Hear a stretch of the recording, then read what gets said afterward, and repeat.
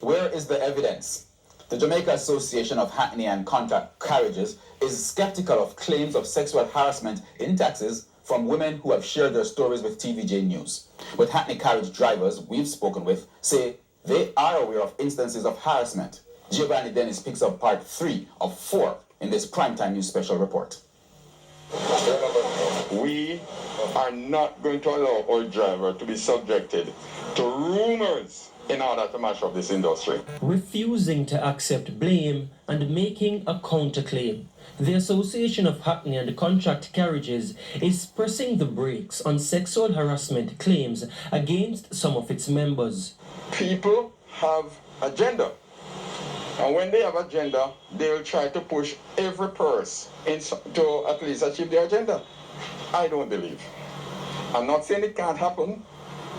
The industry is big, but based on the companies and the kind of mechanism the company put to deal with harassment and all of these things, I don't think it is so. Since we contacted Mr. Costley, he says he's made checks with the police and with his membership and has gotten no reports of sexual harassment. But 2 Hackney carriage drivers we spoke to are less dismissive. They've asked for anonymity. First, taxi operator X. Have you ever made sexual advances to any of your female passengers? No, I've never. Have you ever heard about any of your colleagues doing it? I mean, sometimes I've heard of people trying to make advances. What have you heard? What are the situations that you've heard about? Well, sometimes people complain of, they don't want to travel with certain taximen because they want to touch. He says requests for favors by women passengers sometimes lead to misunderstandings. No to taxi operator Z. So I'm about to speak to a driver. I won't say which company he's from, nor will I ask his name.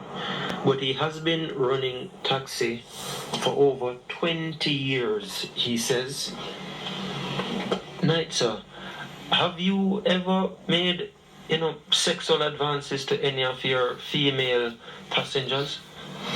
No, otherwise, won't have ever understanding and we start travel with the passenger and not travel on calling of fears and tutus, we just start exchange. But otherwise, from that, we not touch females without their consents. But he concedes the actions of some of his colleagues are reprehensible. You have some drivers like touch up the females leg without their consents or them call them after hours and without even the person that telling us to give them a call. But Mr. Costley still wants proof. I'm asking them, if you have evidence that such occurrence took place with you, kindly grant me the privilege to report it to the police or bring it to my knowledge so I can assist you through the police and through the company who actually did it. If you can't come forward with a name, shut up your mouth.